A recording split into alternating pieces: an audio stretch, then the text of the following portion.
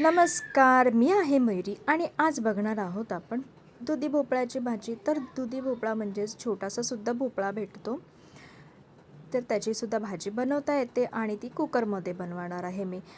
तर ही ना ह्याच्यामध्ये एक डाळ ॲड करूनसुद्धा बनवता येते किंवा वाटण टाकूनसुद्धा बनवता येते. तर आज मी कांदा टोमॅटोमधली बनवणार आहे. तर लसूण कांदा टोमॅटो व्यवस्थित शिजवून घ्यायचे आहेत आणि ते शिजल्यानंतर त्याच्यामध्ये नेहमीचे मसाले ॲड करायचे आहेत. ते म्हणजे हळद, लाल तिखट, मिरची पावडर आणि थोडासा गरम मसाला. तर हे सगळे मसाले व्यवस्थित शिजवून घ्यायचे आहेत आणि ते शिजल्यानंतर मस्तपैकी बारीक चिरलेला भोपळा ॲड करायचा आहे. तुम्हाला हवा असेल तर तुम्ही बटाटासुद्धा एखादा चिरून ॲड करू शकता. तोसुद्धा त्याच्यामध्ये खूप छान स्मॅश होतो आणि छान लागते त्याची टेस्ट. तर अशी ही भोपळ्याची भाजी 1 ते 2 शिट्टी घेऊन शिजवायची आहे आणि त्याच्यानंतर आपल्याला पातेल्यामध्ये वेगळं काढून घ्यायचं आहे आणि वरतून कोथिंबीर आणि मीठ टाकून मस्तपैकी अशी सर्व करायची आहे. तर रेसिपी आवडली असेल तर लाईक करा, शेअर करा, सबस्क्राईब करा. थँक्यू.